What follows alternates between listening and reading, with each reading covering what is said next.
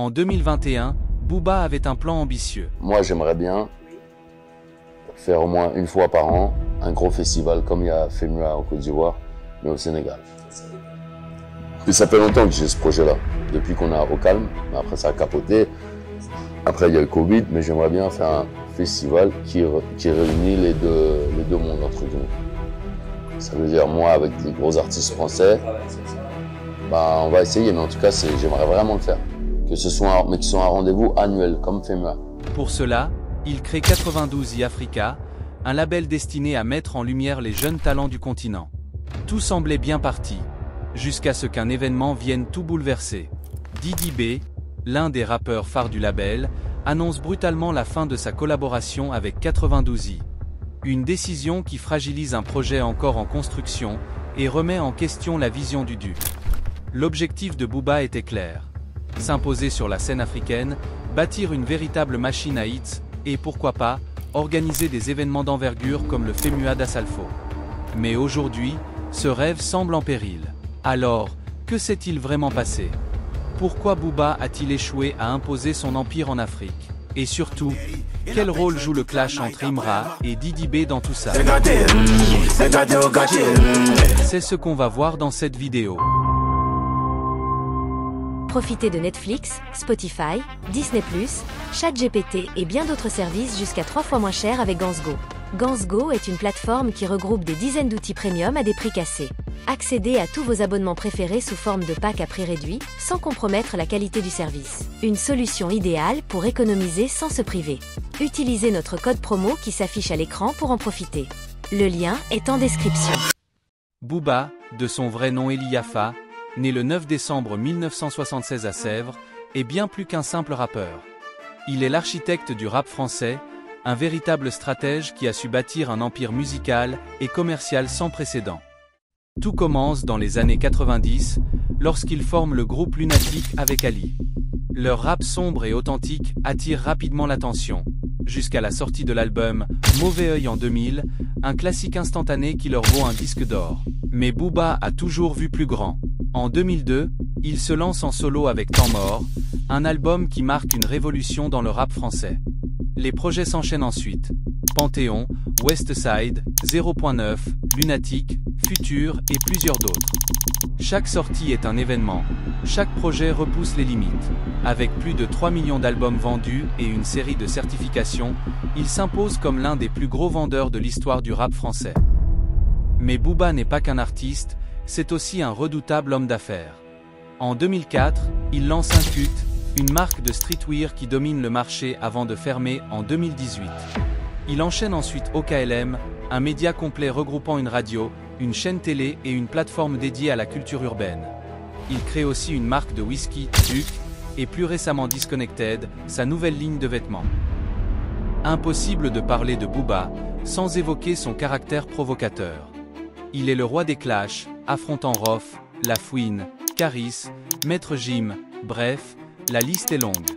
Chaque conflit devient une stratégie calculée, où il élimine ses rivaux un à un pour asseoir son règne. Toujours actif sur les réseaux sociaux, il ne cesse de prendre des partis et de critiquer ce qu'il veut. D'origine sénégalaise, Booba voit grand. Il veut prendre le contrôle du rap africain. Son objectif? Organiser des événements incroyables, comme il le dit dans cette interview. J'ai envie de faire émerger, j'ai envie de faire de nouveaux Booba.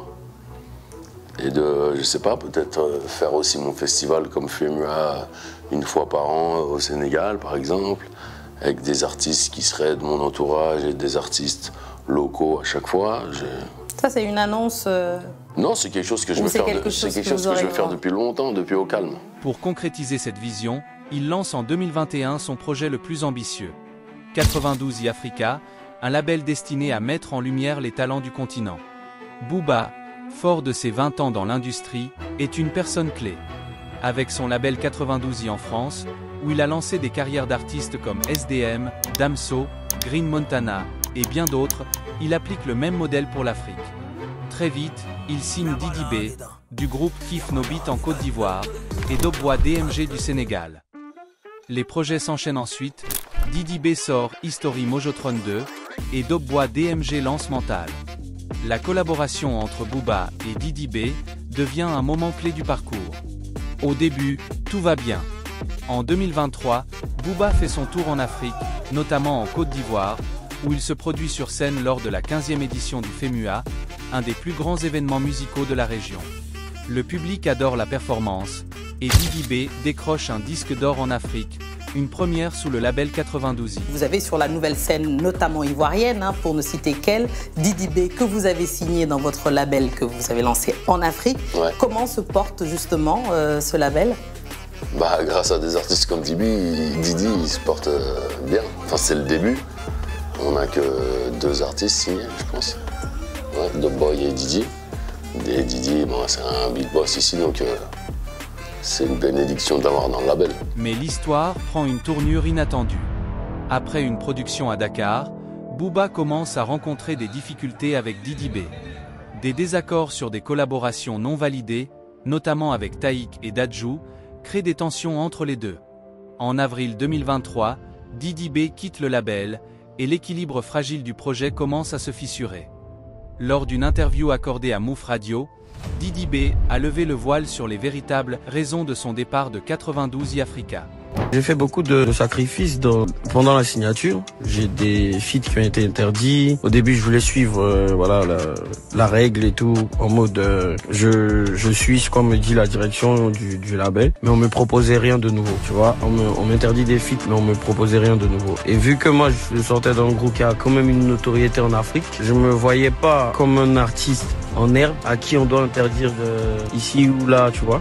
Donc déjà, j'avais plein d'amis en France ici, plein d'amis artistes, collègues, et ça faisait que je commençais à me faire pas des ennemis, mais je commençais à ne plus m'entendre avec mes propres amis. Bien évidemment, vous vous en doutez peut-être, Booba a fini par réagir sur les réseaux sociaux en qualifiant les déclarations de Didi B de mensongères et en critiquant certaines collaborations faites par Didi B qu'il trouvait nulles et a même défié Didi B de sortir les collaborations en question. Booba explique ensuite que le label donne son avis, mais il n'empêche rien, contrairement à ce que Didi B affirme. Cependant, cette discorde entre Booba et Didi B révèle des tensions plus profondes, car on sait tous que Booba et Maître Gims, par exemple, ne citer que celui-ci, ne sont pas en très bons termes, et Didi B lui a eu à collaborer avec des artistes liés à Gims. Chose que Booba considère comme une trahison en quelque sorte, car il ne trouve pas cela raisonnable de collaborer avec des artistes de l'un de ses ennemis jurés. Malgré le succès de certains projets, Booba peine à imposer 92i Africa sur le marché musical africain. Il a reconnu dans une interview accordée à CKO que la gestion à distance du label était un véritable défi. Actuellement, après notre enquête, il semblerait peut-être que seul Dope Boy DMG, le rappeur sénégalais, soit encore sous contrat. Pourtant, son dernier clip n'est curieusement pas signé par 92i Africa, ce qui sème le doute. Aucune annonce officielle sur une éventuelle fin de collaboration n'a été faite. De son côté, Jolie, la première chanteuse sénégalaise signée sur le label africain de Booba, n'a sorti aucun autre clip après son premier. Son avenir au sein du label reste aussi flou.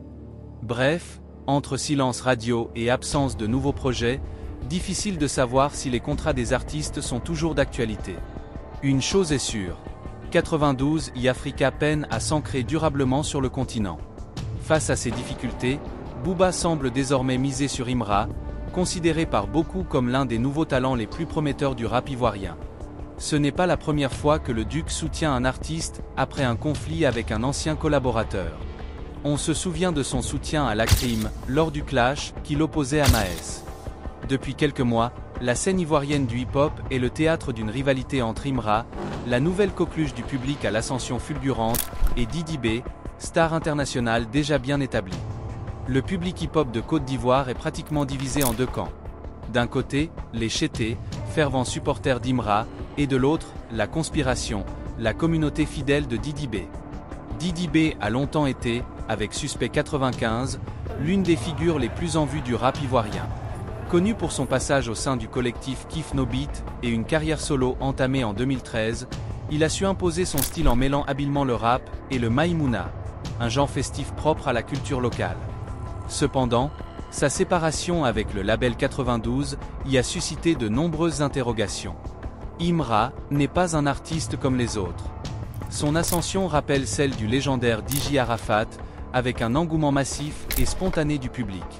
Ses morceaux percutants, sa maîtrise de la drill à la sauce ivoirienne et sa capacité à fusionner le gangster rap avec la culture de la rue d'Abidjan en font une figure montante incontournable.